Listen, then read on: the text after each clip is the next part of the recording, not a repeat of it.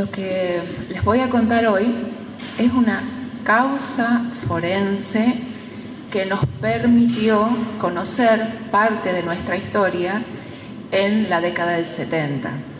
Esta causa que vamos a desarrollar hoy toca historia de personas entre específicamente el 75, ustedes no habían nacido ni ahí, pero es parte de nuestra historia y que ustedes también tienen que saber, hasta el 80. ¿Alguien tiene idea de qué es una causa forense? Habrán escuchado en las noticias, en los informativos, en los diarios, habrán leído cuando ocurre un asesinato, un robo, que se hacen pericias forenses. Forense es todo aquello que ocurre en el marco legal, cuando la justicia necesita resolver algo, acude por lo general a especialistas. En el caso nuestro y en esta causa, recurrió a la universidad. En mi facultad, que es la Facultad de Ciencias Naturales, coexisten distintas carreras: arqueología, geología, biología. Entonces, esas carreras, con sus profesionales, aportan por lo general, desde su ciencia, desde su disciplina, para resolver causas legales o forenses. ¿Qué hace la arqueología? Intenta justamente reconstruir la historia pasada a partir de los restos materiales. Si ustedes dejan basura, por ejemplo, a partir de esa basura podemos reconstruir una historia o qué preferencia de elementos tenían, qué usaban, qué no usaban, desde ayer hasta hace miles de años. Bueno, Pozo de Vargas fue una excavación en la provincia de San Miguel de Tucumán, al oeste de nuestro país, norte, la ubican, ¿verdad? A la provincia, ¿sí? Bien. Y en un departamento llamado Tafí Viejo, cerquita de capital, de San Miguel de Tucumán. A la Justicia Federal le llegó una denuncia de una persona diciendo que justamente en la década del 70 habían arrojado cuerpos de personas, o personas directamente, a un pozo de agua. Bueno, la justicia decidió investigar, ver si realmente era así, que habían tirado a personas y que existía el pozo primero. Entonces le pidió ayuda a la universidad, con sus científicos, para ver si era cierto lo que estaba diciendo la denuncia. La primera. Nos mandan, el decano de nuestra universidad, de nuestra facultad, nos manda a un predio. Campo. No se veía nada. Esa superficie, así como está, bueno, así aparecía. Y no había ni rastros de un pozo. Si ustedes recuerdan o han visto pozos grandes, saben que tiene un brocal, un espacio profundo donde hay agua por lo general, o está vacío, pero es una estructura, o sea, yo tengo que poder verlo en superficie. Imagínense que si yo tengo que ver esta zona, en alguna parte tiene que estar el pozo. Bueno, a nosotros nos mandaron a un lugar donde no se veía nada, con la policía. Siempre en las causas forenses, la policía, ya sea provincial o federal, depende del tipo de incumbencia de tribunales, te acompaña.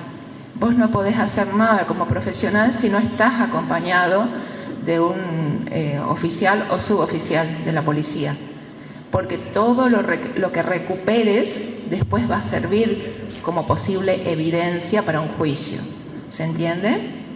¿Sí? Bueno, entonces fuimos a recorrer la zona. La siguiente no se veía absolutamente nada, entonces se decidió excavar para ver qué había abajo, si encontrábamos restos de alguna estructura y sobre todo si veíamos que el suelo había sido alterado. ¿Quién de ustedes hizo un pozo alguna vez? ¿Un pozo para poner una planta? ¿Para enterrar algo? ¿Alguien cavó alguna vez? ¿Hizo el esfuerzo de cavar? ¿Usó una pala? Sí. Bueno, y habrán visto que cuando uno empieza a sacar el sedimento, lo nota de distintos colores a veces. Es oscuro primero porque es la capa orgánica donde las plantitas se nutren para crecer más, sobre todo en nuestra zona, y luego va cambiando de colores, ¿sí?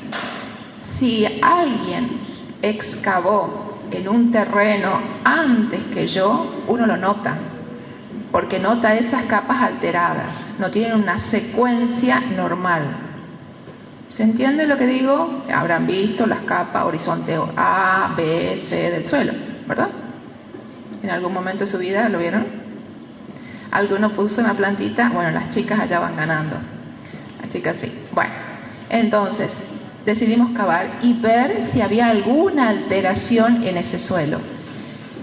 A ver, todo lo que se aplica, toda técnica o toda estrategia para llegar a un fin tiene un fundamento científico en alguna disciplina, no es hacer por hacer. Cuando uno tiene un objetivo, como es en este caso descubrir si realmente existía lo que decía la denuncia o no, tiene que seguir maneras, planes científicos, avalados con un fundamento, no de cualquier manera, sino que tiene que ser un especialista el que se encargue de eso. Porque si después vamos a un juicio, hay que defenderlo, ¿sí? Y es muy fácil o muy débil atacar a quien hizo algo sin una estrategia o si no tiene un título para defenderlo. El día de mañana, cuando ustedes terminen y demás, de ahí la importancia de que lo que sea que haga tenga un respaldo con un título, tenga un aval científico. Bueno, decidimos excavar en el medio de lo que no se veía. La siguiente. ¿Ven? Las líneas largas que se ven con tierra oscura se llaman trincheras.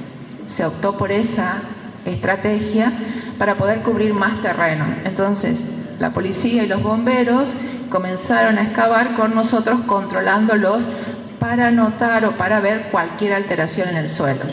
La siguiente.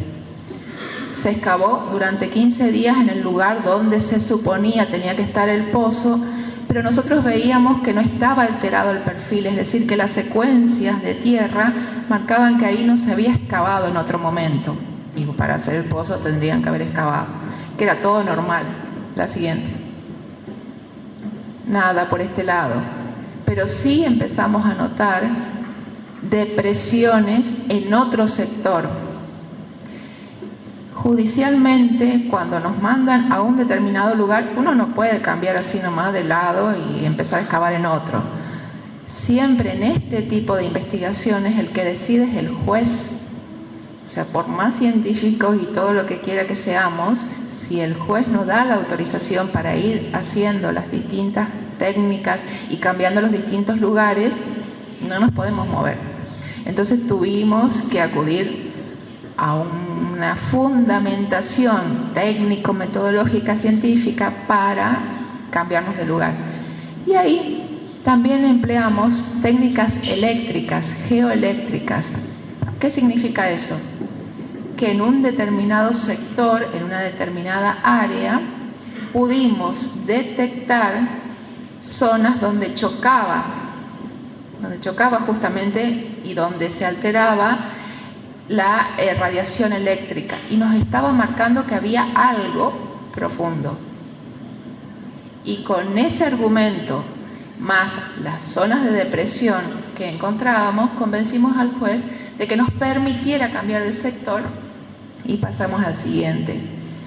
Y ahí encontramos primero, la que sigue, lo que es un canal de desagüe.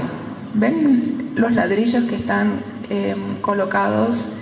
Está la mira, que es el palo blanco que está parado, que sirve para medir, y al lado hay una secuencia de ladrillos. Bueno, eso es parte de un canal de desagüe. Lo seguimos, el siguiente, y empezamos a descubrir realmente lo que era la estructura del pozo.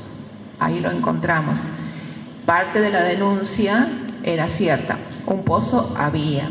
Y un pozo no cualquiera, sino un pozo grande que después terminó siendo de un diámetro de 3 metros y una profundidad final de 42 metros. Para que se hagan una idea, 30 metros, 35 es lo que mide un edificio de 10 pisos. más o menos. O sea, imagínense que si yo tiro a alguien de ese edificio, entero no va a llegar al suelo.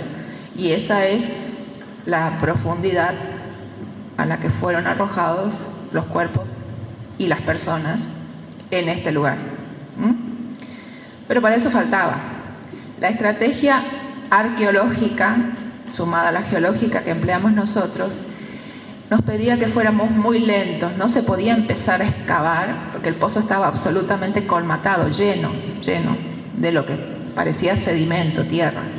No podíamos con la pala empezar a excavar porque podíamos perder muchas pequeñas evidencias, como por ejemplo proyectiles, balas, un diente, restos de ropa, un cabello. O sea, para poder recuperar evidencias así de chiquitas en un pozo de 3 metros de diámetro, no se puede trabajar con pala, se trabaja con cucharín. ¿Habrán visto alguna vez al albañil que trabaja con el cucharín chiquito? ¿Sí? ¿Algún comentario, los chicos? ¿No? Bien. Bueno, eso implicó un trabajo muy lento, muy cansador, diario, y pasar todo el sedimento que se iba sacando, la siguiente, por un cernidor. Esa es la boca del pozo que estaba escondida 2 metros por debajo de la superficie. Por eso no se veía. Había sido destruido todo el brocal de arriba para que no se viera. Y después puesto sedimento, tierra, arriba.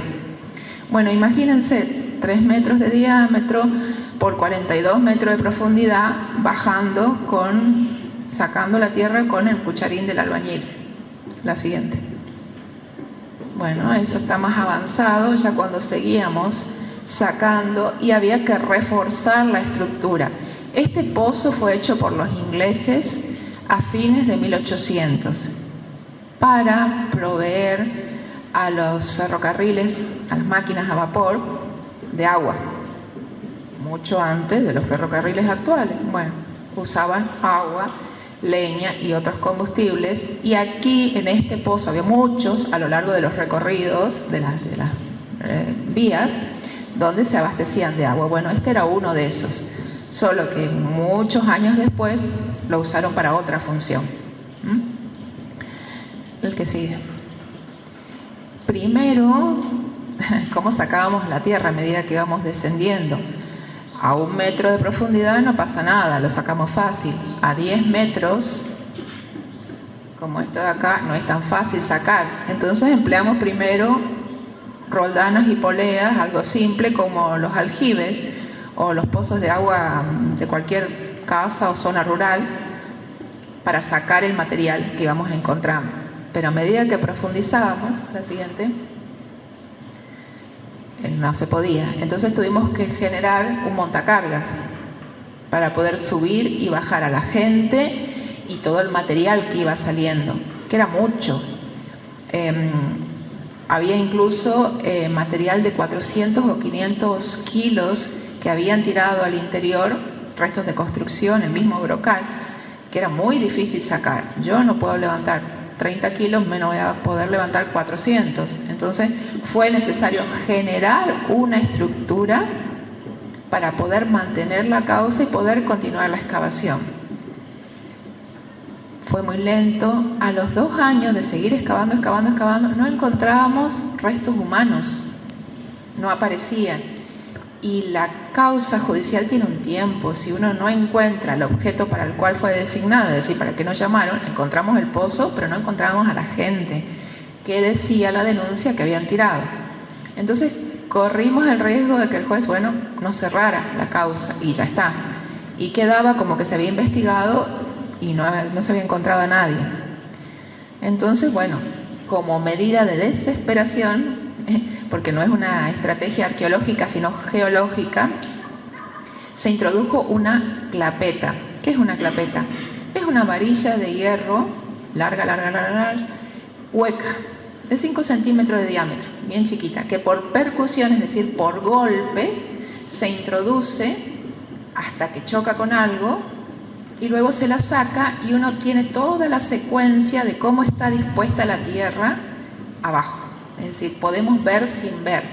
Se usa en geología, no en arqueología, porque si vos tenés algo abajo lo rompés, que de hecho fue lo que pasó.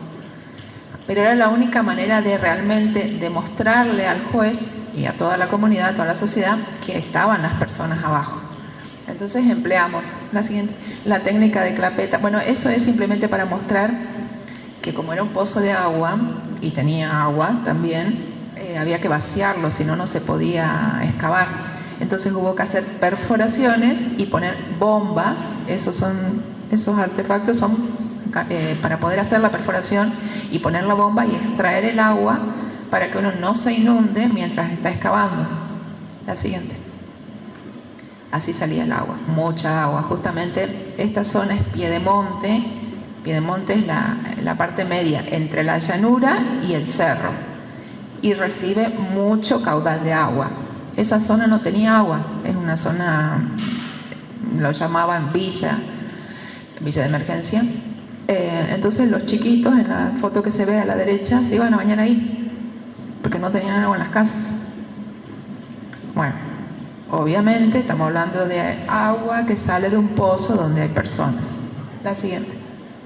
Bueno, la estructura del pozo. Y lo que les contaba es que hicimos la prueba de clapeta y cuando la introdujimos estaba tan lleno de huesos abajo que el perfil, bueno, demostró, eran pedacitos chiquitos porque, bueno, justamente ese era el riesgo de romper cuando pasara la varilla de metal. Pero sí le probamos al juez que había restos de personas abajo y por lo tanto la excavación siguió, no se cerró la causa.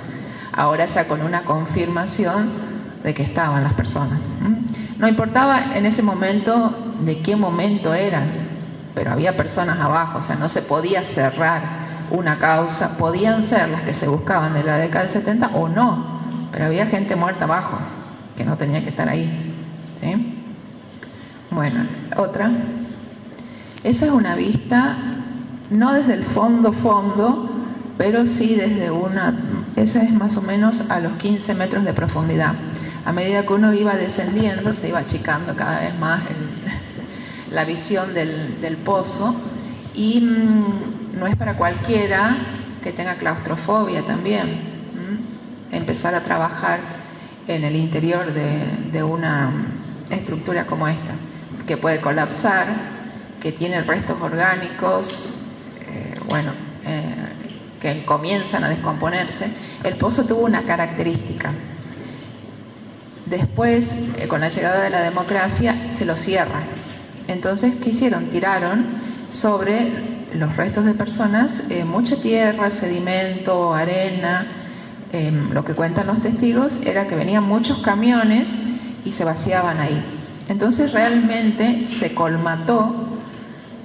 Y eso, aunque la intención era desaparecerlo para siempre y que nunca más nadie lo encontrara, por el otro lado fue lo que hizo efecto termo, es decir, que todo lo que estaba dentro dejó de descomponerse. Porque si no se hubieran hecho ceniza y lo que fuera y nunca más hubiéramos encontrado a las personas. Pero al sellarlo, cesó inmediatamente la descomposición. Incluso algunos cuerpos tenían, no sé si saben lo que es fauna entomológica, que es cuando se descompone la materia orgánica, hay bichitos que aparecen. Bueno, hasta ahí habían quedado frisados del momento en que tiraron todo el sedimento. Entonces, por un lado se invisibilizó y por el otro lado se selló la descomposición y aguantó 30 años. Cuando nosotros empezamos a excavar, ahí reactivamos el proceso de descomposición, porque al tomar contacto con el aire, de nuevo la materia orgánica, los restos óseos, los restos de ropa, la sangre y demás, se vuelve a descomponer. Entonces tenemos 7 días nomás para no perder todos esos restos orgánicos. ¿Qué empleamos ahí? Técnicas de criminalística, sobre todo con los restos de fluidos como sangre. Seguimos. Bueno, son partes de la estructura El pozo originariamente tenía cruzadas, vigas de quebracho, como parte del sostén, y se habían perdido, estaban todas rotas, por lo tanto teníamos riesgo de que colapsara a medida que íbamos profundizando. Cuanto más sacábamos sedimento, más débil se ponía la estructura del pozo. Bueno, ahí ven una viga. Sobre esa viga tiramos luminol. Me imagino que saben, habrán escuchado alguna vez lo que es el luminol, ¿no? Bueno, el luminol es un reactivo, un insumo que nos permite detectar sangre por más que no la veamos.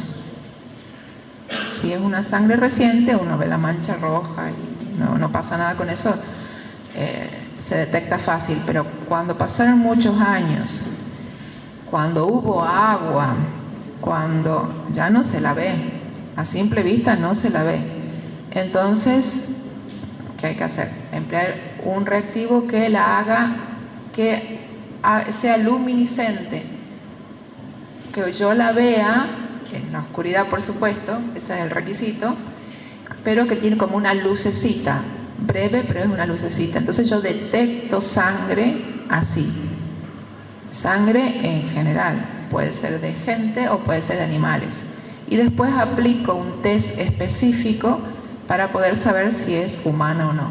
Bueno, la viga uno la ve y dice, no pasó nada acá, pero aplicando esa técnica en la oscuridad, por eso en la foto no se ven, vimos goteos de sangre, gotas de sangre, y según la manera en que cae la sangre, vos podés inferir cómo estaba la persona, si estaba viva, si quedó colgada, si, bueno, la causa de muerte y la disposición del cuerpo final se puede saber también a partir de los patrones de sangre.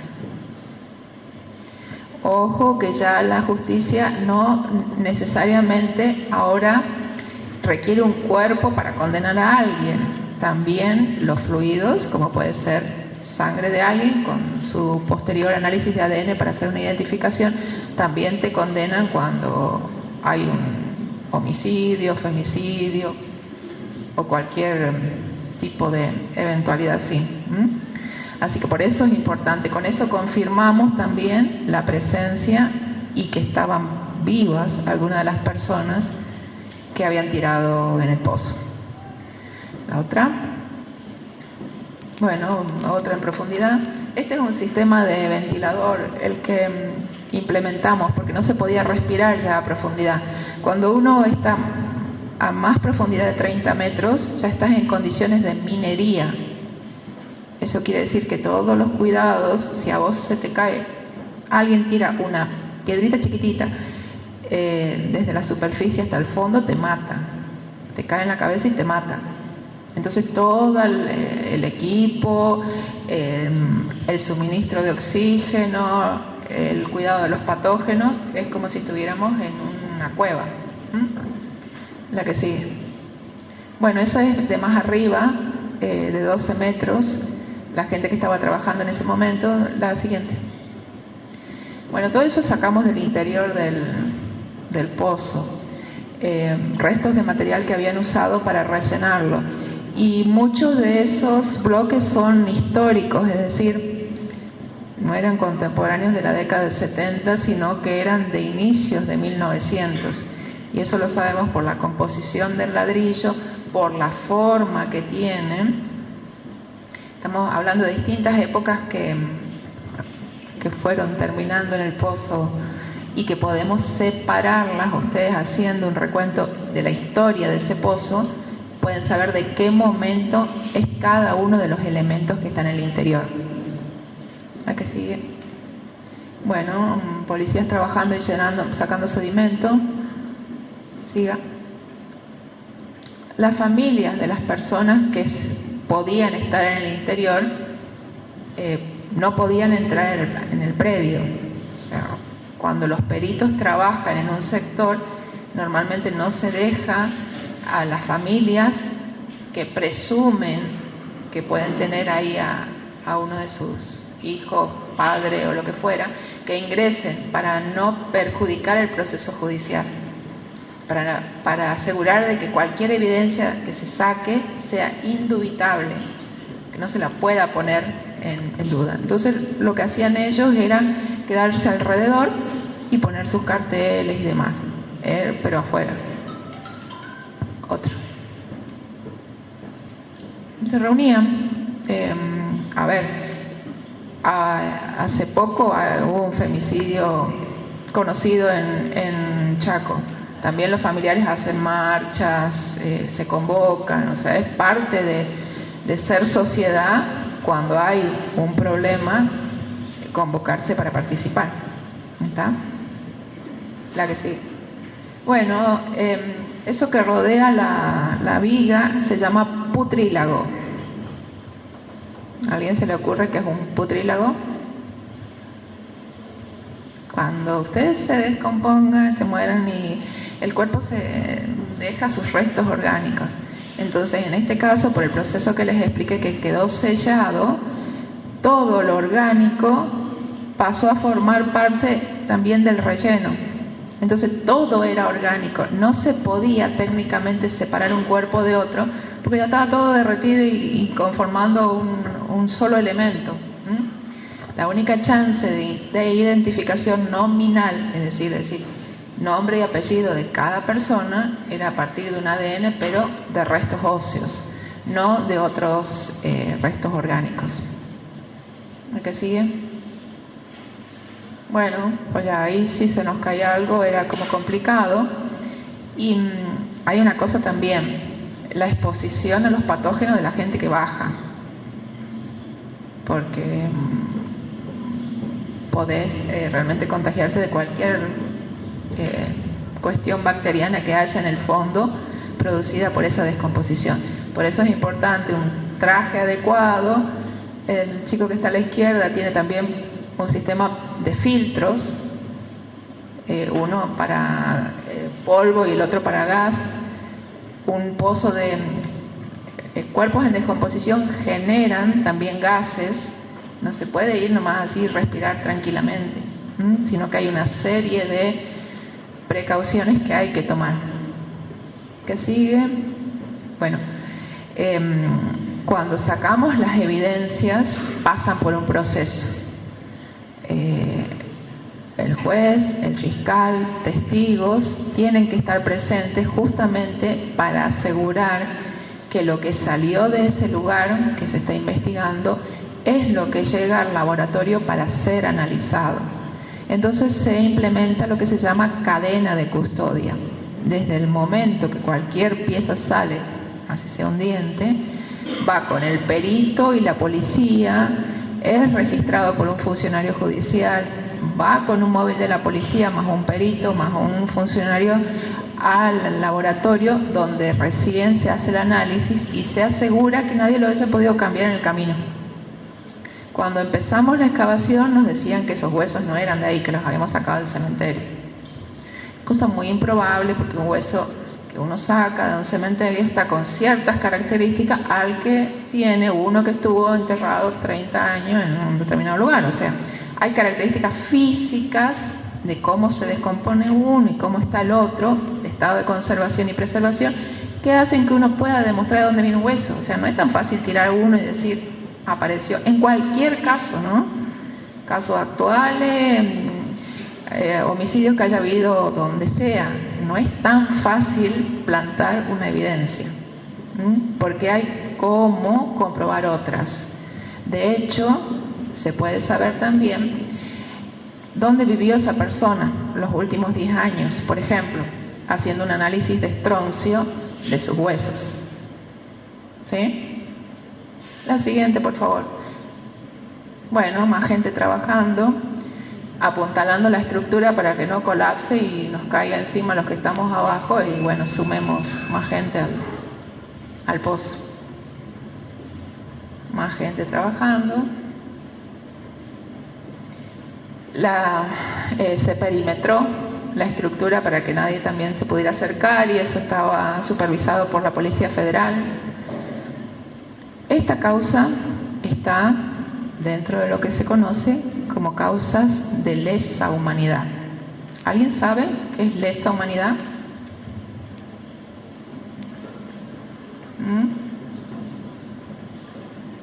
Sí. ¿Cómo? ¿Deshumanizado?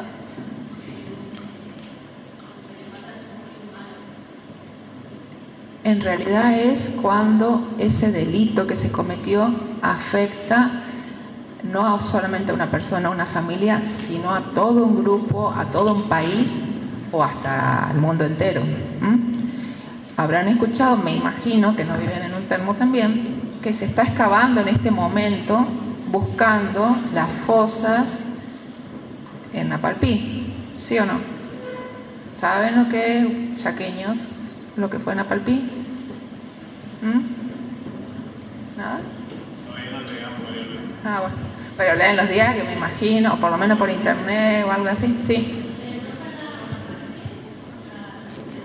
Sí, bueno, que fue declarada hace no mucho también como delito de lesa humanidad. Eso quiere decir que nunca va a prescribir, que se va a seguir investigando siempre. Un delito común pasa una cantidad de años, un asesinato pasa una cantidad de años y prescribe, ya está, la justicia ya no tiene la obligación de investigar. En cambio, cuando son de lesa humanidad, se van a investigar siempre, por más que hayan pasado muchos años, como en Napalpí. ¿Sí? Bueno, allá que veo que bostezan unos, se ríen otras. ¿Qué les parece a ustedes? ¿Qué opinan de los delitos de lesa humanidad? ¿Deberíamos seguir investigándolos o no? ¿O ya tendría que haber un tiempo y ya está? ¿Qué opinan? ¿Nada? ¿Opinan? Bueno, estaría bueno, justamente la idea es que cada uno tenga una opinión formada de este tipo de sucesos, eventos, hechos de nuestra historia. Cada uno pueda tener una opinión, generar algo a partir de los hechos o de las evidencias que se exponen, en todos los casos, así sea un caso actual que por ahí leen en los diarios y van siguiendo a ver qué pasó o qué no pasó. Sí.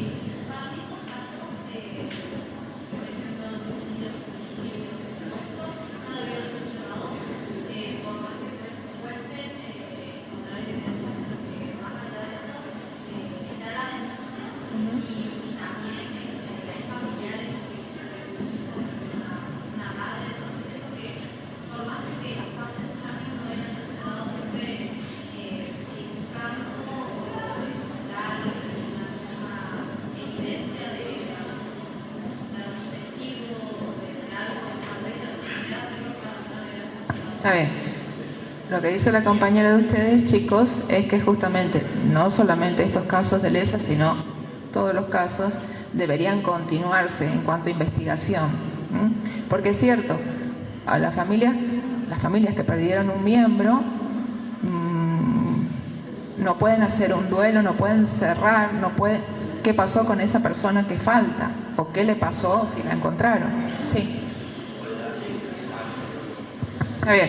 Lo que dice el compañero es que en el caso de Cecilia puntualmente, al no haber cuerpo, va a ser muy difícil sostener una condena continua por homicidio o femicidio.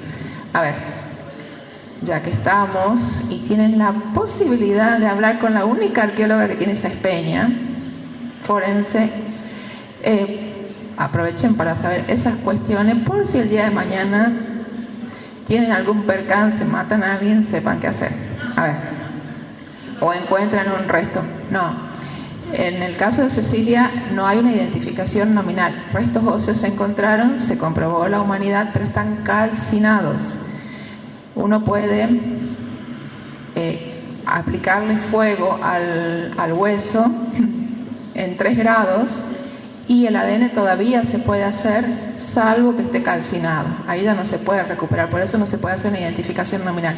Es decir, que se le aplicó fuego tan fuerte y por un tiempo prolongado como para que no se pueda hacer un ADN. ¿Saben lo que es el ADN, verdad? Bueno, que hoy en día es la prueba que nos permite decir, esa persona tiene ese nombre y apellido y es pariente de fulano. Hay otras maneras de identificar, pero esa es la más segura porque tiene un 99,9% de posibilidad. No es la única, digo, porque también se puede recurrir a odontogramas, a comparación de senos frontales, a otros elementos morfológicos del cuerpo que dan también una identificación nominal positiva. Eso es lo que pasa con el caso de Cecilia. Al no poder decir exactamente el nombre y apellido, falta.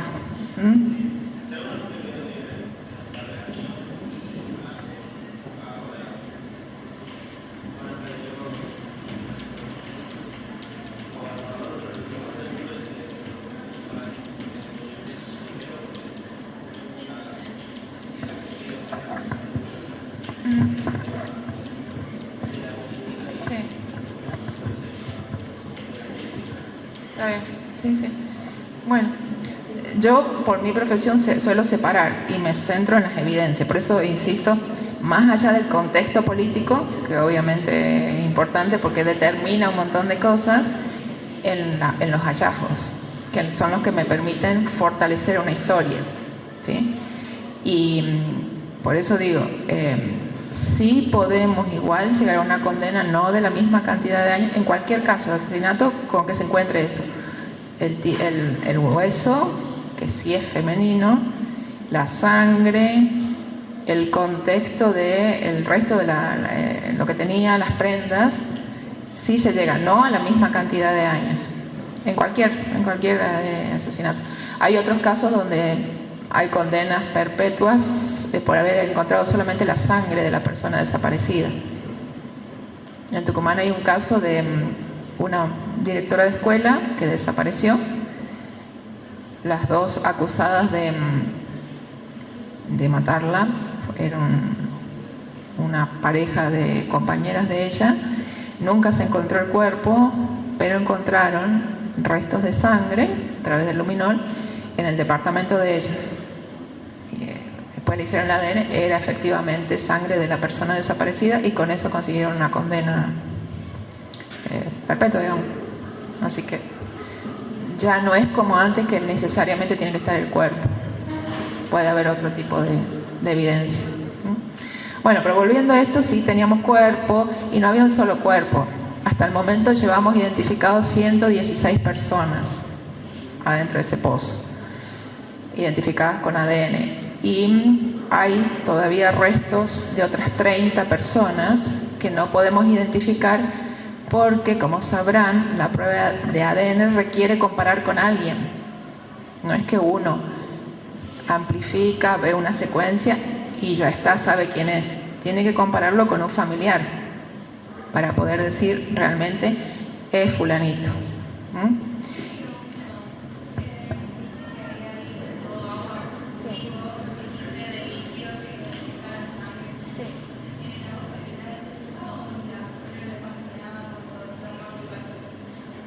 Los fluidos, la sangre, no es que no le pasa nada, sino que la técnica forense fue mejorando. El luminol básico, el primero, se degradaba con el agua, es decir, tenías menos chance de poder hacer un ADN con el luminol. Pero ahora apareció lo que se llama el Blue Star, que es un insumo que te permite, es 4 millones de veces más sensible que el luminol, y aún cuando vos lavaste la zona donde estaba la sangre y qué sé yo, igual lo detecta. Así que sí. Hay en muchos crímenes, a mí me tocó uno en Jujuy, donde un señor había matado al hermano. Él era carnicero, el hermano maestro. Lo mató y lo cortó en pedacitos y lo enterró en todo el fondo de la casa. Bueno, la justicia en ese caso era provincial, decidió investigar, empezó a excavar y encontró todos los huesos. Como el señor era carnicero, se le ocurrió no solamente cortarlo al hermano en pedacitos, sino mezclar los huesos de él con todos los huesos que tenía la carnicería. O sea, el patio era, bueno, él había pintado, lijado, no sé qué había hecho en la habitación donde lo mató, porque como fue con armas blancas, salpicó mucho. Cuando uno corta ciertas arterias, salpica mucho. Entonces pensó, nunca más van a encontrar esto. Y bueno, con el Blue Star salió todo cómo había salpicado y demás. Y lo había intentado degradar al máximo. Sí se puede, digamos. Es justamente para ver. Para degradar los huesos, sí. Pero siempre encontrar un pedacito. Por ejemplo, los molares no se degradan con lo mismo, tienen más resistencia. El molar tiene dentro de su cavidad el nervio, la médula, también para poder hacer ADN a partir de eso. Así que no digo que no exista el crimen donde realmente se desaparezca todo, pero es muy difícil. Algo siempre encontrás, o un residuo que te habla de esa humanidad, o sea, de esa persona que está ahí o no. En el caso nuestro, verán el agua y todo lo demás, la madera todavía tenía las gotas, porque la gente había quedado, parte de las que habían sido tiradas, enganchadas en estas vigas rotas, entonces obviamente había sangrado mucho. Bueno, la que sigue, cuando termine, bueno, entonces la estrategia técnica, científica, sí, allá. No sé qué están levantando la mano. Sí. ¿Qué querías preguntar o decir?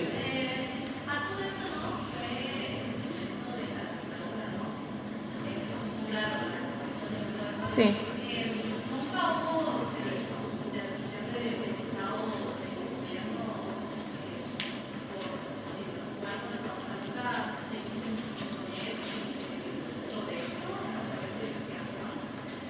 Lo que pasa es que esto fue muchos años después. Esto empezó ya en gobierno democrático, digamos, no en ese momento. Fue. Sí, por eso no. De hecho, igual cuando se empezó la investigación, yo andaba con un policía atrás porque teníamos denuncia de amenaza de muerte y no teníamos nada que ver porque ni siquiera veníamos de la universidad para aplicar una tecnología, una metodología que podía aportar a eso, nada más, no teníamos otro, sí.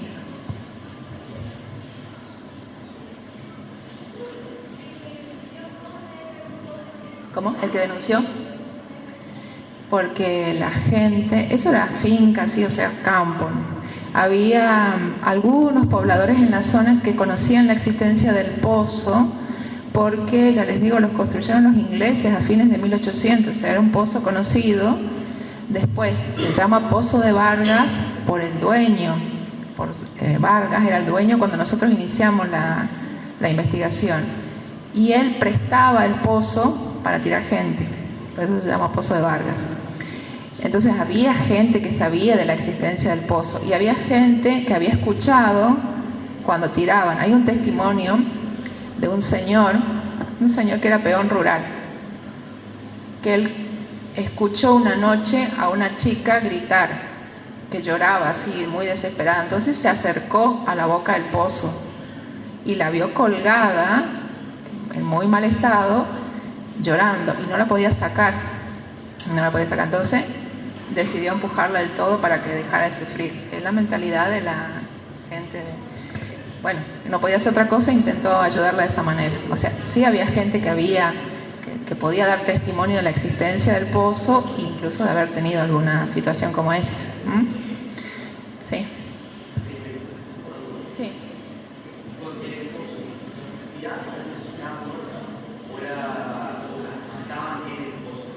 De los dos casos.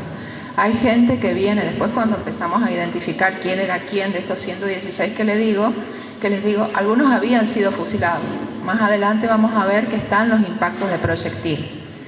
Pero tenemos 36 cráneos enteros que en su interior encontramos el tejido encefálico, es decir, los restos del cerebro. Esos no murieron antes, esos murieron adentro del pozo, ya sea por el impacto de la caída o agonizando porque ya no tenían oxígeno o estaban tan mal heridos. O sea, de los dos, muertos y vivos, sí. No, el caso demoró 20 años. y todavía está abierta. La excavación demoró 20 años, recién se cerró a fines del año pasado. El laboratorio va a seguir hasta que se identifica lo último, porque bueno, hay que ver, por lo menos darle a la familia que quedan. Por ahí la familia ya no existe, puede ser que sí, por eso no presta su ADN para poder comparar. Pero no, la causa demoró muchísimo, técnicamente es una causa muy compleja, no hubo otra causa así que conozcamos, en el mundo estoy hablando. Lo más parecido es en Nicaragua, un pozo de balde, es decir, un pozo construido abierto en la tierra, pero que la gente la mataron y tenían los DNI en el bolsillo, así que fue muy fácil. Los habían convocado para alguna situación, entonces todos fueron con su DNI, los mataron y los tiraron. La identificación fue fácil, aparte era otro tipo de pozo, pero como este no. Sí. Sí.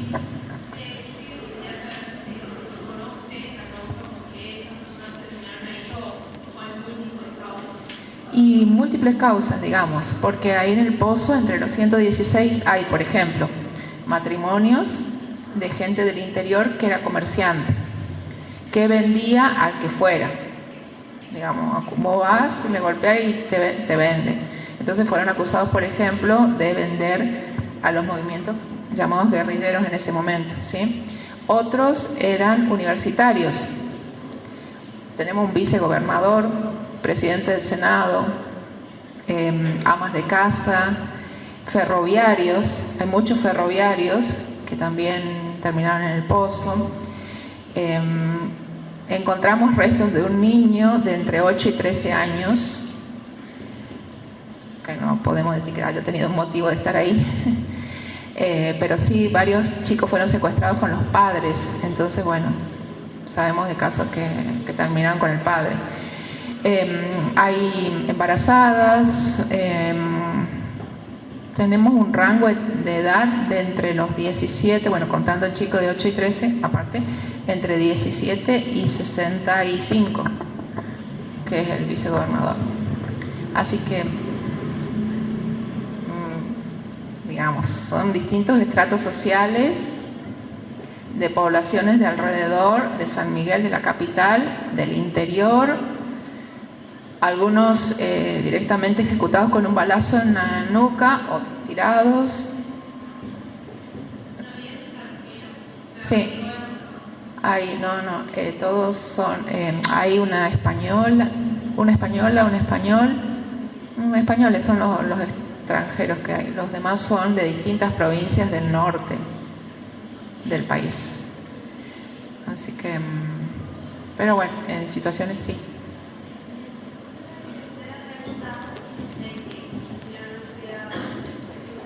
Sí, sí.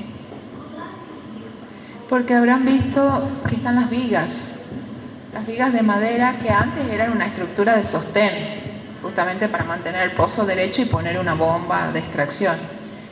Al tirar gente, sedimento, piedras y demás, se fueron rompiendo. Entonces quedaron como palos, donde al tirar la gente se le enganchaba la ropa. El senador que les contaba recién era un señor de casi 2 metros y él lo tiraron de cabeza y quedó enganchado de un pie. Entonces lo primero que encontramos de él fue la media que le había conservado. Si no, es muy difícil que los huesitos del pie o de la mano permanezcan juntos. Si uno los tira se dispersan, pero este había quedado justo enganchado a la media. Entonces pudimos identificar su pie. Fue el primer varón identificado. Así que por eso enganchados en eso. Sí.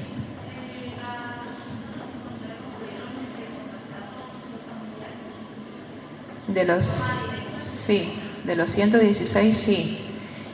Sobre todo los que eran hijos de alguien, porque con la cantidad de años que pasaron, a veces los padres ya,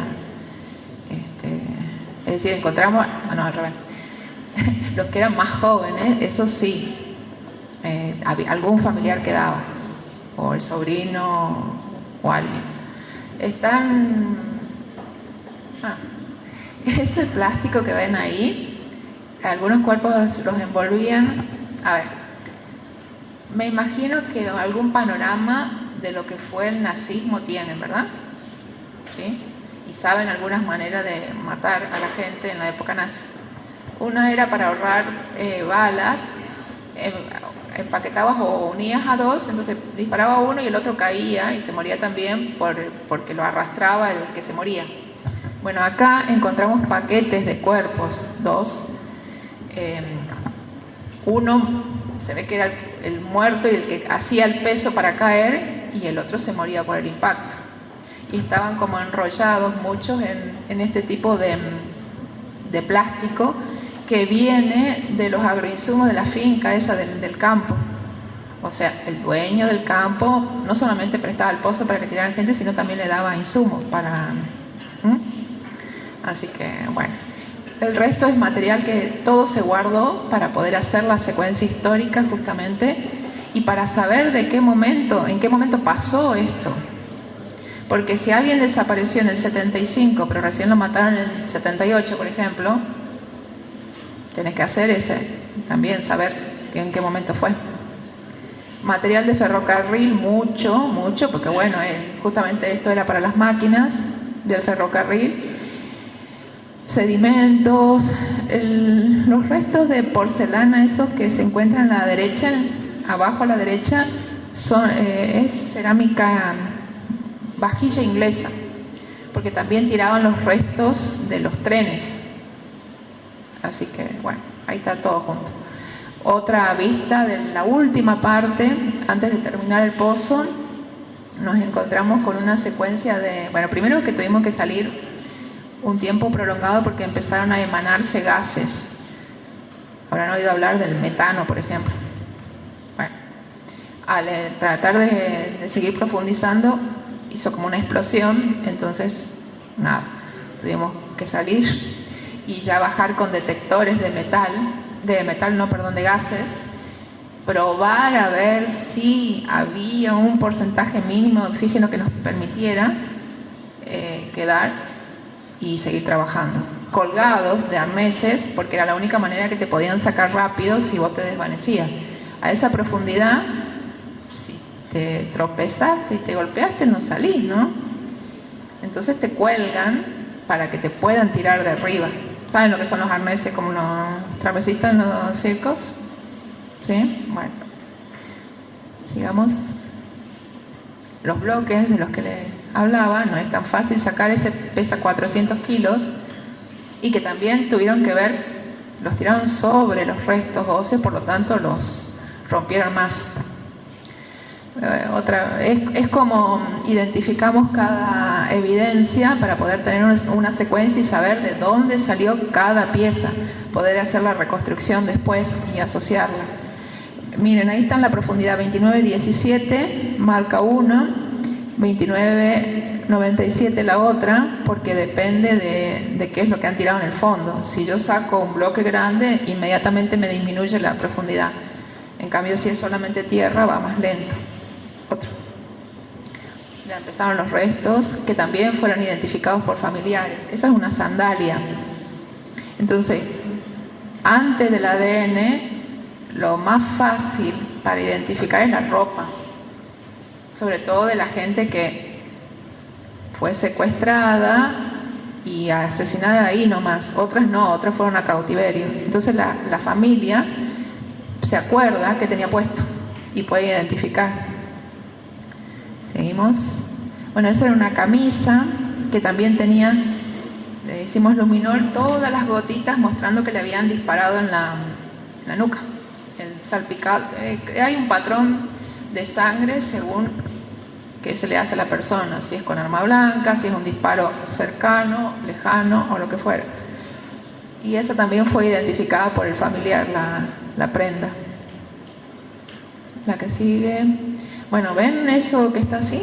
Es una mezcla de huesos, ropa, material contextual como plásticos, proyectiles, y todo el fondo, desde los 22 metros de profundidad hasta los 30, estaba absolutamente lleno. Todo estaba compactado ahí. No se podía pisar porque rompías algo. También había que estar un poco colgados para poder ir sacando sin deteriorar nada. La que sigue. ¿Ven cómo están los restos óseos? No hay cuerpos armaditos, sino que están desarmados por la caída. Por lo tanto, después de recuperarlos, de sacarlos, en laboratorio hay que volver a armarlos. Y están dispersos. Ya después van a ver un ejemplo que no es que estén todos en el mismo nivel, entonces yo saco y armo, sino que están a distintas profundidades, justamente porque el pozo se movía en cuanto a agua, subía y bajaba. Los cuerpos no fueron tirados en el mismo momento, sino en distintos momentos, y aparte les tiraron todo lo demás. Más restos y vistas contextuales. Ven un resto de zapato que también se puede identificar. Trabajamos sobre las marcas de cada uno de los elementos que aparecen asociados. Sí. Sí.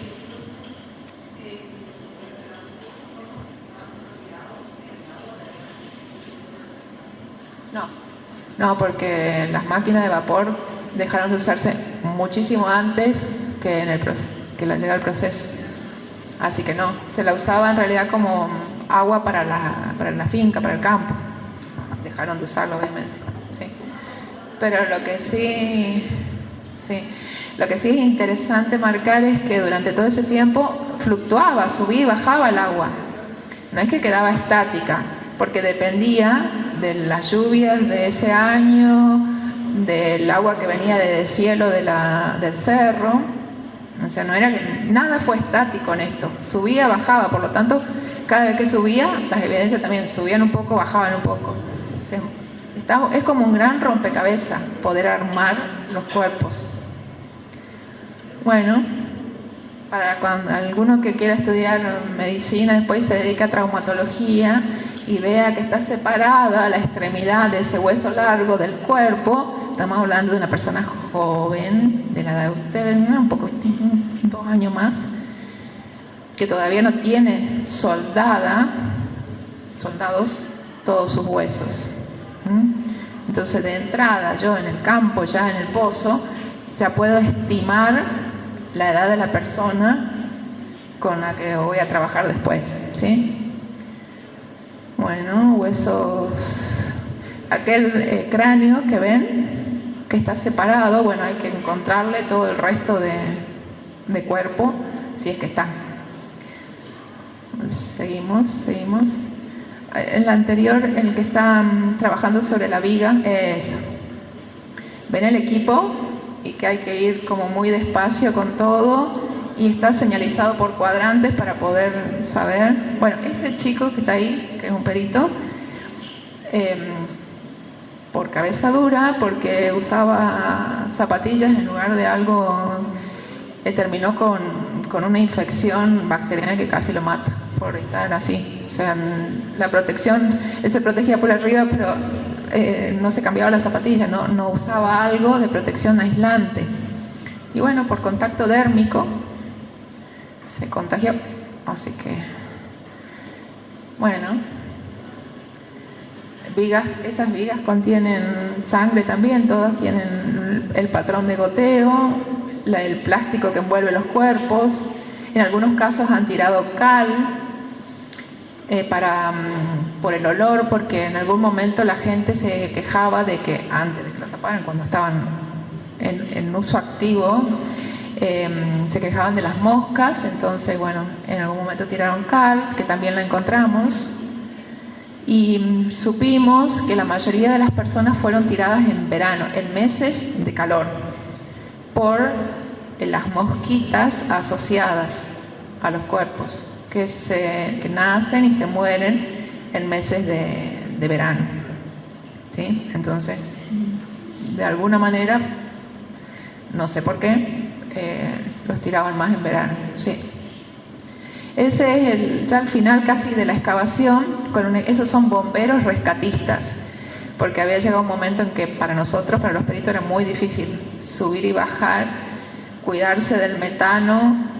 Bueno, en cambio ellos eran un cuerpo especialista de la Policía Federal, que tenían mucha facilidad para, si había un estallido abajo, poder subir rápido. Así que ellos terminaron la última parte de la excavación. Y el señor viejo es un perito geólogo, que los dirigía. El siguiente es el que está a la derecha, es el segundo del juez. Él supervisaba, miren, estamos nosotros sacando un fragmentito de qué sé yo para poder identificarlo, y él mirando ahí para garantizar judicialmente que el pedacito chiquito que salía era realmente el que después llegaba al laboratorio. A ese nivel de control, a eso me refiero.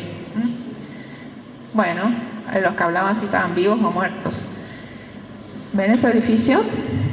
Bueno, hay muchos tipos de ejecución, bueno, por lo menos en Tucumán. Algunos es poner a la gente y dispararles al grupo, 2 o 3 personas con arma larga, y la otra, como la del Pozo, es personalizada, 1 a 1. Por el orificio podemos decir si fue de frente, si fue o de atrás, la distancia a la que estaba el arma, el tipo de arma, ¿sí? Y si vivió esa persona o no. Por eso sabemos cuáles estaban muertos y cuáles estaban vivos cuando los tiraron. Bueno, siga. Bueno, este es un caso, no nos explicamos bien cómo la pusieron a la persona para dispararle así en una vértebra, porque para que entre ese disparo prácticamente tiene que estar fracturada o quebrada la columna. Así que quizá también después de una tortura para estar en esas condiciones fue el disparo que entró en la columna vertebral. Obviamente esa persona tampoco tenía chance de sobrevivir. Y la persona dueña del cráneo que está a la derecha tampoco, porque es un disparo así. Esos son disparos muy personalizados, 1 a 1. Y por lo general las personas estaban de rodillas. También sabemos eso por la distancia. Sí. Bueno, este señor era un estudiante de mi facultad, que yo no conocí, pero era de la época del 70, que estaba haciendo el servicio militar. Y evidentemente escuchó o vio algo en su momento que hizo que nunca más saliera. El día que le dieron la baja no salió. Y terminó con alguien que jugó con su cabeza, porque como pueden ver son 2 disparos conjuntos. Es decir, apoyaron 2 armas juntas y dispararon al mismo tiempo. Si no, no se da ese patrón de huella. Si uno dispara primero y después el otro, ya la cabeza se movió y no está en el mismo lugar. ¿Se entiende? Bueno. Son los que fueron tirados vivos. Lo que está a la derecha, a la izquierda, se llama foramen magnum. Es la base del cráneo, es donde articulan después las vértebras. Y lo que ven amarillito adentro son los restos de cerebro, encéfalo y demás saponificados. ¿Qué es saponificado? Es un proceso que envuelve a un órgano y lo conserva. Entonces, haciendo un corte de ese material es como si estuviera vivo. Hicimos cortes histológicos y vimos las hemorragias que había sufrido ese cerebro por golpes. Entonces esa persona fue tirada viva. El cuerpo intentó defenderse y con macrófagos comer la hemorragia, comer los coágulos. No lo consiguió, obviamente, y se murió la persona, pero estaba viva cuando la tiraron, consciente. Imagínense ustedes que te tiren a un pozo así, consciente. La desesperación como la chica esta que empezó a los gritos y que no la pudieron sacar, la que les conté que el Señor la terminó tirando. Bueno, entonces ahí sabemos que está vivo, ahí sabemos los traumas que sufrió esa cabeza por las hemorragias y demás, y sabemos que vivió 1 o 2 horas después de ese golpe. ¿Ah? Seguimos. Bueno, más material saponificado para análisis, lo mismo. Bueno, ¿le ven la formita? ¿Alguna vez vieron un cerebro? Bueno, están los lóbulos, está si vieron una momia en algún momento que está deshidratada, bueno, es el proceso. Solo que tiene una cobertura que es parecida al jabón, por eso se llama saponificación, viene del jabón, que es un proceso que se da cuando uno tira a una persona en un lugar húmedo, como el pozo, oscuro, anaeróbico, se puede dar ese proceso. Entonces, en todos los que no le dispararon en la cabeza, los tiraron vivos y pudimos saber, bueno, cómo fueron sus últimos momentos por el tejido cerebral, encefálico en realidad. Sigamos. Esas son las pupas. Yo les hablaba de la fauna entomológica, que son los bichitos que aparecen en el proceso de descomposición de cualquier cuerpo. Bueno, lo que ven acá se llama pupa, de la cual sale un bichito, sale una mosquita. Y según el grado de desarrollo podemos saber el tiempo que agonizó la persona o si ya estaba muerta también, porque algunas colonizan, son parte del proceso de descomposición, y otras colonizan a alguien que está moribundo. Entonces también nos permiten dar los tiempos. A ver, chicos, estamos hablando de técnicas que nos dan seguridad sobre qué le pasó a esa persona, ¿sí? Que podemos defender, que de hecho así fue, en un juicio. Por más que alguien, ¿de dónde viene o cómo sabe? Y sé porque tengo evidencias materiales. De eso se encarga la arqueología forense, de buscar las evidencias, interpretarlas y mostrarle, decirle: yo te estoy diciendo que este estaba vivo por esto, no porque a mí se me ocurrió. Sigamos. Ahí están las pupitas en distintos niveles según el nivel de desarrollo y el tipo y las características de la especie. Por eso también confirmamos que los tiraban en época, en verano, en días calurosos. Sí. Bueno, y esto es un ejemplo de reasociación esqueletal. Son los restos de una señora que estaba embarazada, que tenía 22 años, cuando la secuestraron, la dejaron tener el hijo y después la mataron y la tiraron al pozo. Y su fémur, porque es el que pudimos armar abajo, fíjense las profundidades, no es que estaba todo junto ahí que lo podíamos armar. Uno estaba a 22 metros y los otros dos a 28, pero en distintos lados del cuadrante. Bueno, eso en tiempo de excavación son 2 años por lo menos, desde que apareció el primero hasta las 2 últimas partes, para poder reasociarlo, unirlo y recién mandarlo a ADN. ¿Sí? Y esto, bueno, tiene que ver con laboratorio, tratando de armar primero el MNI, que es el mínimo número de individuos. Cuando empiezan a salir un montón de elementos óseos, tenemos que tratar de armar, bueno, primero por forma morfológica, cuál corresponde a cuál, y después va a pericia genética. Bueno, mandamos ya estimativamente tantas personas, y después por ADN se confirma si es así o no. Bueno, eso es, también parte del proceso judicial. El representante del juez, el que está prácticamente al lado mío, y todos los demás son querellantes. En estas causas siempre aparece gente que supone que su familiar puede estar ahí. Bueno, entonces ellos tienen el derecho, si el juez los autoriza, de estar presentes cuando recibimos el material y pueden identificar también ahí. Entonces estamos controlados por todos lados. ¿Eso es del final? Sí, vamos cerrando. Bueno, ya terminamos. Esa es una vista desde el final prácticamente. Terminamos el pozo cuando ya no quedaba por extraer nada de material óseo.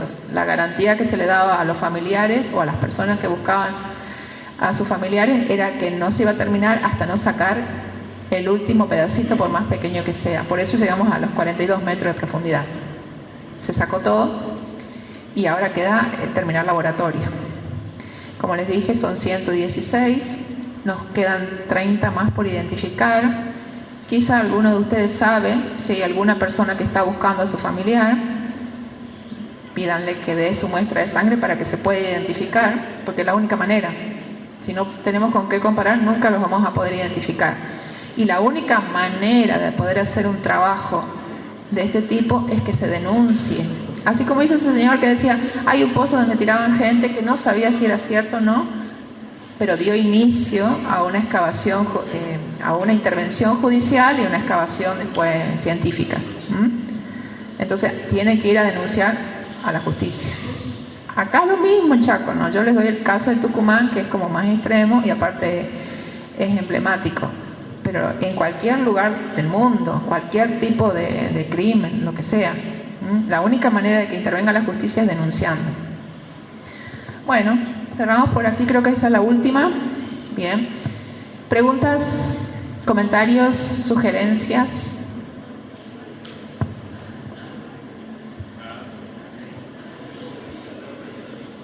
Sí.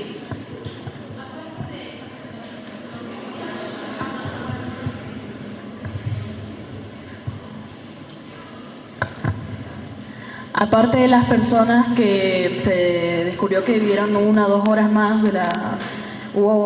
¿Cuántas aproximadamente hubo? Que así que sobrevivieron más de... que estuvieron vivos, moribundos. 36.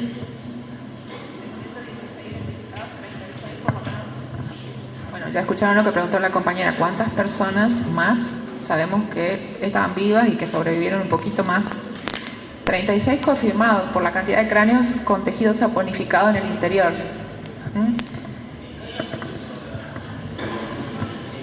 En el 2001 empezó la excavación en terreno y de ahí terminó recién en diciembre del año pasado la excavación. Así que fueron muchos años de excavación. Sí. Bueno, ¿alguien más? ¿No les da curiosidad preguntar cosas de gente así? No de gente, pero de estrategia, lo asocian con casos actuales. Sí. ¿Cuánta gente qué? 116 hasta ahora, en ese pozo. Ya salieron todas las que había en el pozo, pero falta identificar todavía. Cuando aparezcan más familiares, ahí sabremos. Sí.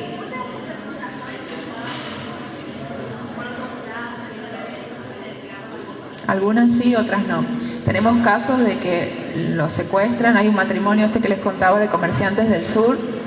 Ella estaba embarazada, la señora, y los matan inmediatamente. No pasan por tortura. Depende del caso. Otros que sí. Otros que pasa por mucha tortura y se nota la tortura, ¿no? Hay gente que está 2, 3 años y bueno, pasa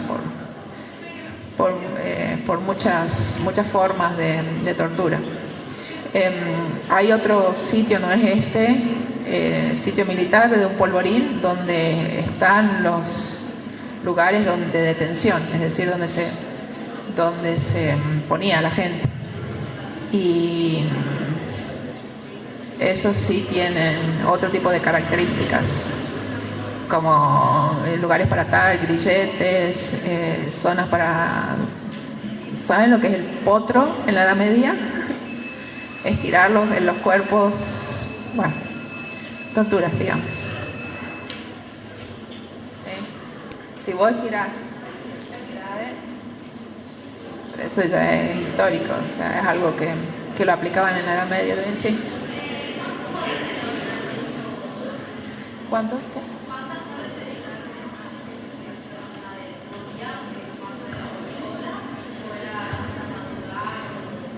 La excavación y el análisis de laboratorio. La excavación se hizo de lunes a sábado, de 8 de la mañana hasta 4 o 5 de la tarde. El día que había secuestros judiciales, es decir, cuando se llevaban las evidencias, quizá más.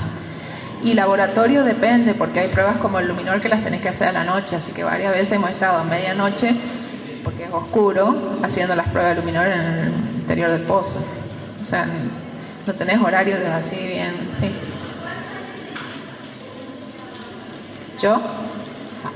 Me había echado a ver si digo cuántos años tenía.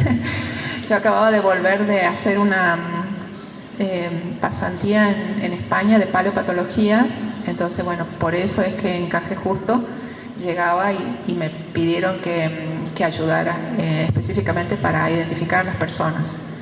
Así que sí.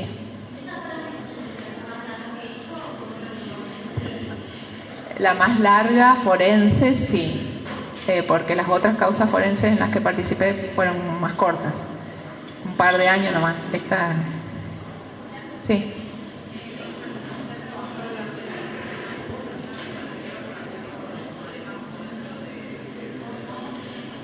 Profesionales que hayan fallecido por problemas, fallecidos no llegamos a ese extremo, pero sí que tuvieron problemas de salud, sí. Sí, sí, sí, sí, sí. De hecho, yo me pesqué una neumonía porque no nos compraban los barbijos adecuados. Con el tema del COVID todos aprendimos que hay que usar tricapa y un montón de cosas, pero al principio el juzgado, que era quien nos proveía de los insumos, nos compraba los simples. Entonces absorbíamos todos los bichos que había y bueno, en mi caso me dio una neumonía. No fue tan, no me morí, pero no fue tan leve. Así que, sí. Sí. Ah. Hay chicas que quieren saber si mediante los encuentras, si se puede saber si tuvieron tipo de violencia sexual por mujeres. Sí y no, depende de, a ver, si afectó al hueso, sí. Sí se puede saber en este caso, pero en otras causas sí se puede también saber. A ver, hay causas que tienen sitios de violación, donde sabemos puntualmente que ahí se violaba a las mujeres. Entonces buscamos otro tipo de evidencia, como fluidos, por ejemplo. Ahora sabrán que también se puede detectar el líquido prostático, entonces sabemos de otras cosas y ahí se puede saber, bueno, qué tipo de violencia se sufrió. Depende de la causa, pero sí, mayoritariamente sí. ¿No? Sí.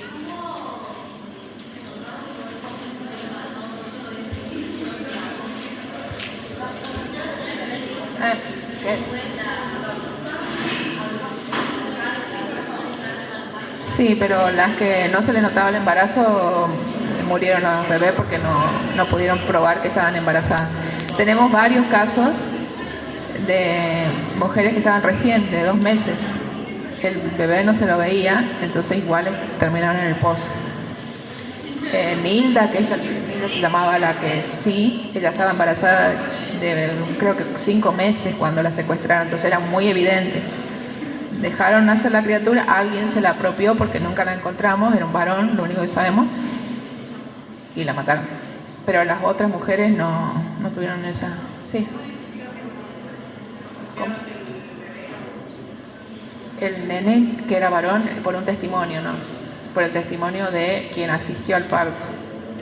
Porque ustedes piensen que hay un montón de otras, hay testimonios también de gente que te indica algunas cosas, entonces vos tenés que probar después si es así o no. En el caso de Nilda, lo único que supimos fue por eso, que se lo apropiaron a alguien, ella lo tuvo en predio militar al bebé. Alguien se lo llevó para salvarle la vida, es lo que cuenta el testimonio, para que no lo mataran con ella, y bueno, era un varón. Sí. Sí. No lo pudimos identificar todavía a él. Hay familias que desaparecen enteras. Tenemos casos de gente que vivía en el cerro, que eran 7, ponen los padres y 5 hijos y desaparecen todos. Por lo general, después sueltan a los más chicos y aparecen en cualquier lugar. Pero en este caso no lo pudimos identificar todavía al chico. Le hicimos histología y demás, por eso tenemos precisión en cuanto a la edad, porque eran restos así, o sea, muy poquito lo que encontramos de él, pero todavía no lo podemos identificar. Sí. Más raro. en forense, y la verdad que bueno, es difícil en forense, bueno, evaluar porque todos son crímenes, entonces es como muy fuerte. Pero el del carnicero que mató al hermano fue como muy montado, era como que el hombre se había armado una película y un escenario y todo. Sí. Sí. ¿Por qué se peleó con el hermano? Sí, por la casa. Por una casa, sí. Sí. Bueno. Así que... mucho. Sí. Yo creo que hay la confusión es la siguiente. Lo que se está tratando acá pasó durante la última dictadura militar. Estamos hablando de la década del 70. No es que María Gloria hizo la investigación en los 70. La causa empezó en los 2000. En el 2000, ¿se entiende? Por eso yo creo que, bueno, a mí me preguntaron, dice, ¿ella estaba en los 70? No, obviamente que no estaba en los 70. Pero gracias a lo que encontraron se puede hacer una historia de lo que pasó realmente. Por eso les insisto en que todo perdura. Estamos hablando que la excavación se hizo 30 años después, igual estaban las evidencias. O sea, no hay que pensar que, bueno, pasaron los años y ya está. No, igual.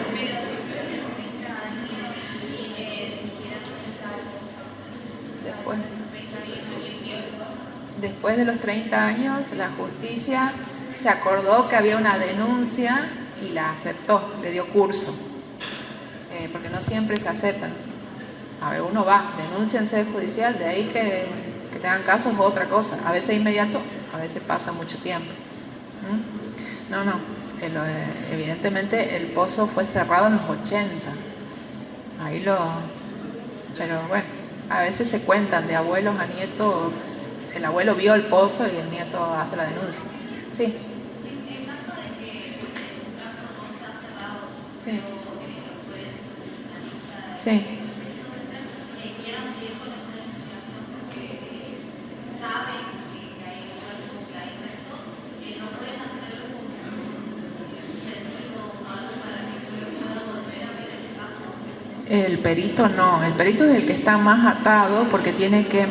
Si vos sos perito de oficio, es decir, trabajás para la justicia, no sos de parte, de ninguna de las partes, dependés de la decisión del juez.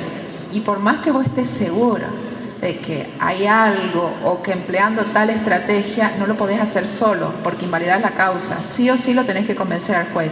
Ahora, las querellas, que son los que piensan que pueden estar sus familiares, sí pueden pedir, insistir, hacer presentaciones para que siga la investigación por ese lado o se haga tal cosa. Se hacen esos pedidos especiales. De hecho, en el pozo muchos han pedido análisis específicos de los cuerpos de sus parientes. Hay gente que no quiere saber nada porque tiene tanto dolor que no quiere saber ni si le pegaron, le hicieron esto, nada, no quiere saber nada. A mí me tocaba dar los informes de cómo murió y realmente hay gente que no quiere. Otros que sí, que necesitan saber hasta el último detalle. Y esos piden por lo general un análisis más profundo para saber otras cosas. Pero el perito no, tiene que ser el querellante, se llama.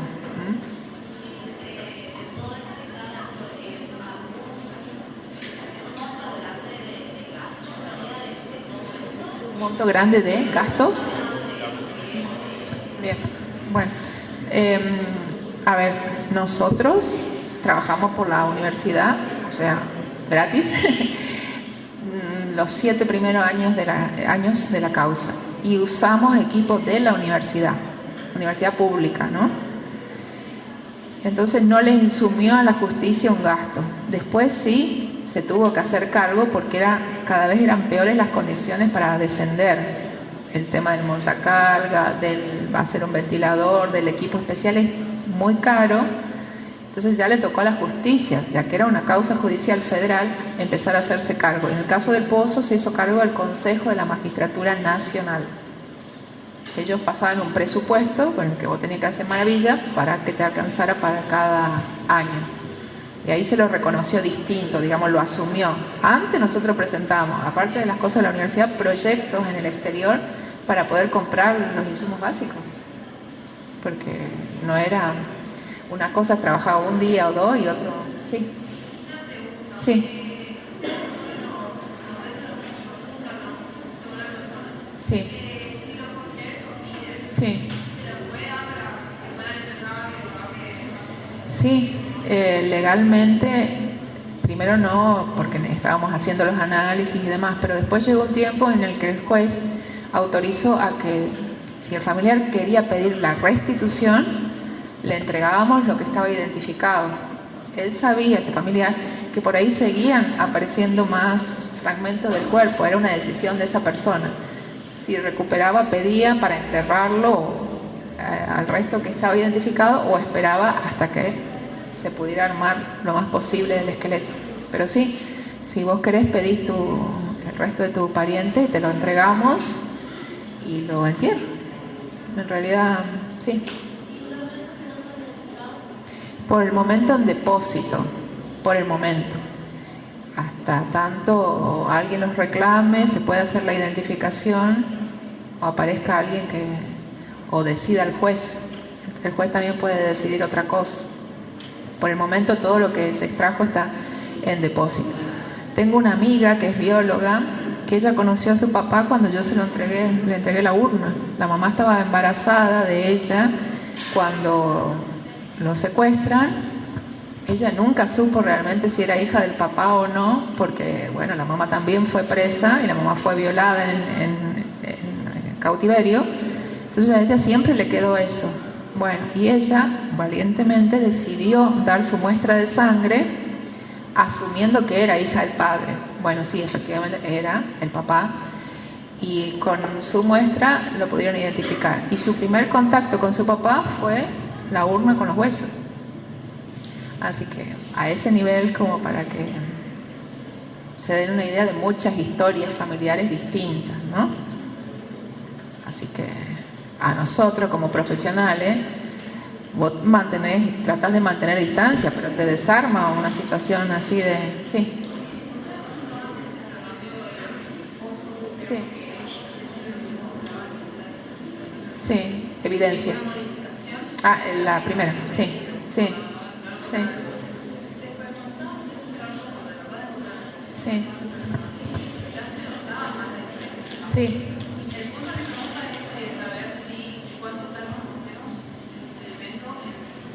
En colapsar para hacerte una diferencia. Ah, depende. Ahí estábamos en Piedemonte, no va a ser lo mismo en llanura como acá que en Piedemonte o en cerro, porque la erosión, el proceso de erosión y acumulación son diferentes.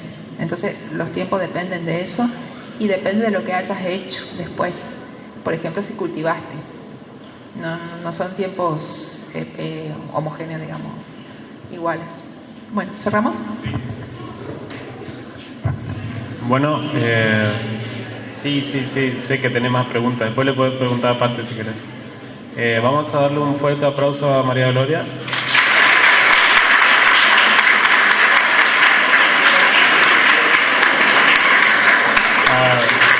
Te agradecemos tu presencia.